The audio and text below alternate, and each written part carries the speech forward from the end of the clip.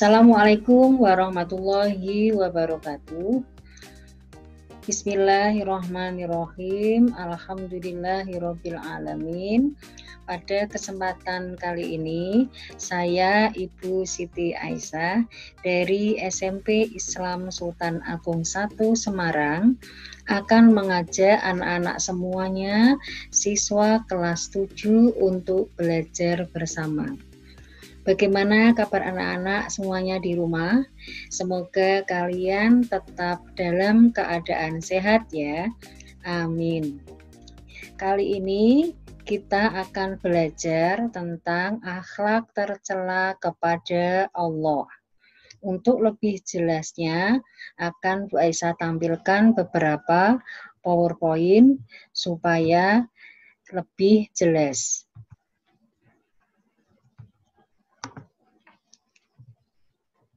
Kita mulai dari pengertian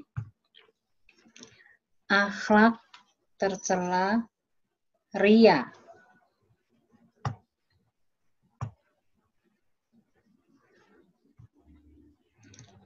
Apa pengertian ria?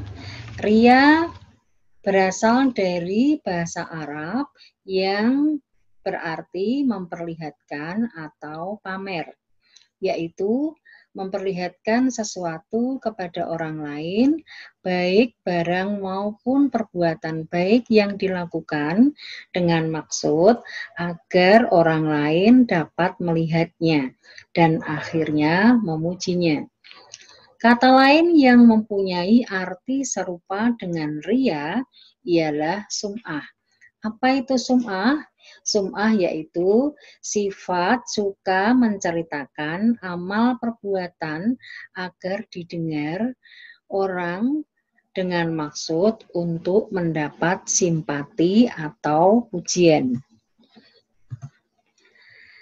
Anak-anakku, kita sebagai umat Islam dididik agar melakukan perbuatan baik dengan didasari niat ikhlas, yaitu semata-mata hanya mencari ridho Allah atau menaati perintahnya.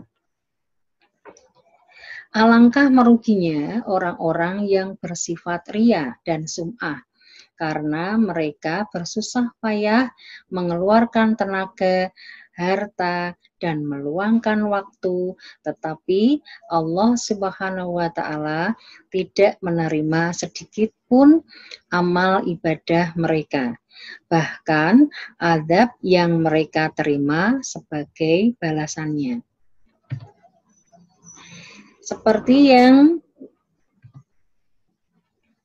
tersebut dalam Quran surat Al-Baqarah ayat 264 yang berbunyi A'udzubillahi minasyaitonirrajim. Bismillahirrahmanirrahim. Ya ayyuhalladzina amanu la tubtilu shadaqatikum bil manni wal adha kalladzi yunfiqu malahu ria'an nasi wa la yu'minu billahi wal yaumil akhir. Famasaluhu kamasali safwanin alaihi turabun fa'asobahu wabilun fatarakahu soldan la yaqdiruna ala syai'im mimma kasabu wallahu la yahdil qaumal kafirin. Yang artinya,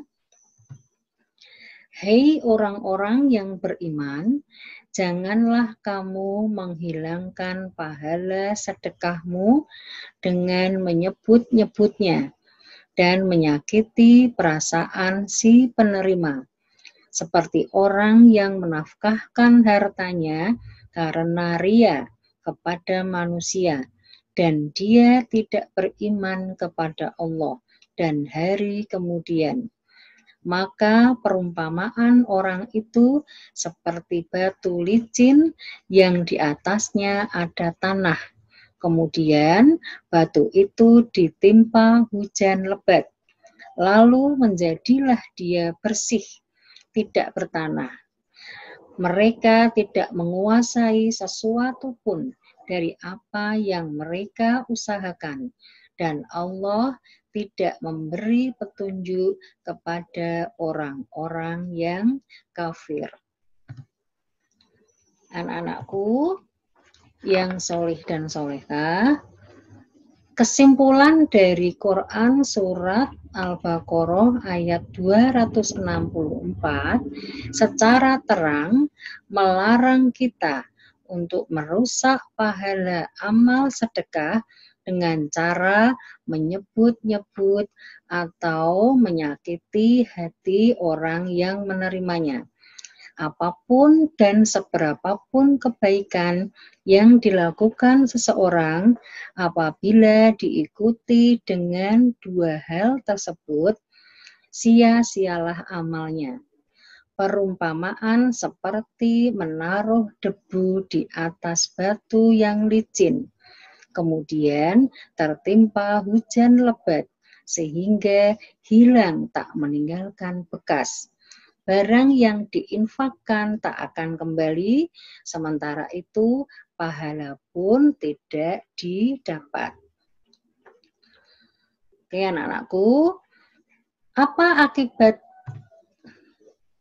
akibat buruk atau dampak negatif dari perbuatan riya?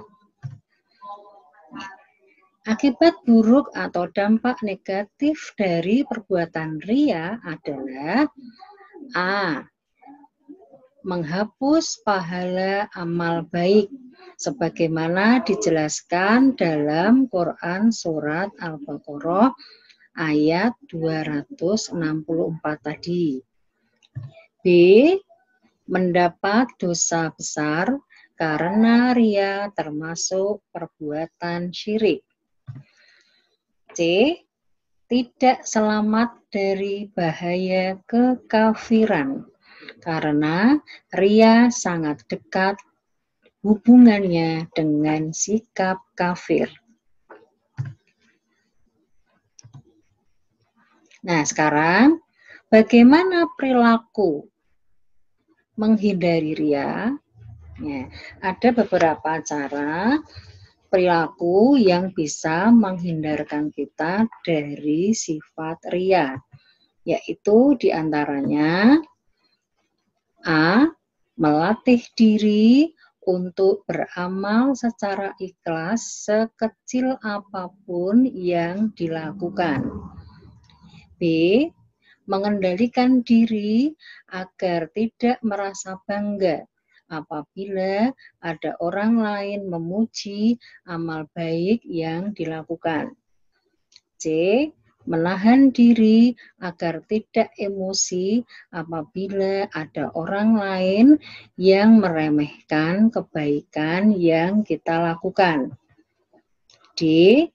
Tidak suka memuji kebaikan orang lain secara berlebih-lebihan, karena hal itu dapat mendorong pelakunya menjadi riya atas kebaikannya.